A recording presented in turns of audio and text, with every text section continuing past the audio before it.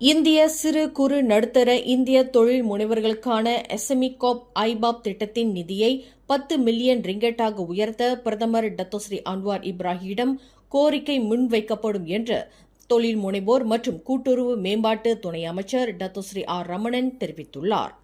SME காப் ஐபாப் திட்டத்தின் கீழ் தற்போது 6 மில்லியன் ரிங்கிட் ஒதுக்கப்பட்டுள்ளது. ஆனால் நிதி உதவி கேட்டு இந்திய சிறு குறு நடுத்தர இந்திய தொழில் முனைவர்களிடமிருந்து அதற்கான விண்ணப்ப கோரிக்கை 8 மில்லியன் ரிங்கெட் வரை வந்துள்ளதாக டத்தோஸ்ரீ ரமணன் குறிப்பிட்டார். இதனால் அடுத்த ஆண்டு இந்த நிதியை 10 மில்லியன் ரிங்கெட்டாக உயர்த்தும் முயற்சிகள் தற்போது முழு வீச்சாக மேற்கொள்ளப்பட்டு வருகிறது என்று டத்தோஸ்ரீ ரமணன் விளக்கினார். இது தொடர்பான கோரிக்கை பிரதமர் டத்தோஸ்ரீ அன்வாரிடம் பார்வைக்கு கொண்டு செல்லப்படும் என்று டத்தோஸ்ரீ ரமணன் குறிப்பிட்டார். இன்று கோலாலம்பூர் எஸ்எம்இ காப் மலேசியா தலைமை அலுவலகத்தின் டேவான் மகோத்தோவில் நடைபெற்ற எஸ்எம்இ காப் ஐபாப் திட்டத்தின் 31 இந்திய நிறுவனங்களுக்கு சலுகை கடிதங்கள் வழங்கும் நிகழ்விற்கு பின்னர் செய்தியாளர்களிடம் பேசுகையில் டத்தோஸ்ரீ ரமணன் மேற்கண்டவாறு கூறினார்.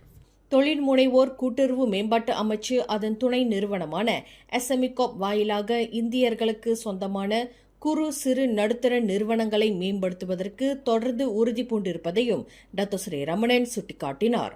அதன் அடிப்படையில் 2025 ஆண்டில் எஸ்எம்இ காப் ஐபாப் திட்டத்தின் கீழ் இன்று வரை 35 இந்திய நிறுவனங்களுக்கு மொத்தம் 2.01 மில்லியன் ரிங்கெட் மதிப்பிலான நிதி அங்கீகரிக்கப்பட்டுள்ளது என்பதையும் அவர் விளக்கினார். எஸ்எம்இ காப் ஐபாப் திட்டத்தின் கீழ் 31 நிறுவனங்களுக்கு 7,000 ரிங்கெட் முதல் 1 லட்சம் ரிங்கெட் வரையிலான நிதி உதவி ஒதுக்கீட்டிற்கான சலுகை கடிதங்கள் வழங்கப்பட்டன. இது கிட்டத்தட்ட 85 இந்தியர்களுக்கு சொந்தமான நிறுவனங்களுக்கு பயனளித்துள்ளது என்பதையும் டத்தோஸ்ரீ ரமணன் சுட்டிக்காட்டினார். மேலும் செய்திகளை தெரிந்து கொள்ள கீழே இருக்கும் பெல் பட்டனை அழுத்துங்கள். உங்கள் மகிழ்ச்சியை வெளிப்படுத்த லைக் மற்றும் ஷேர் செய்யுங்கள். தொடர்ந்து திசைகளோடு இணைந்திருக்க சப்ஸ்கிரைப் செய்யுங்கள்.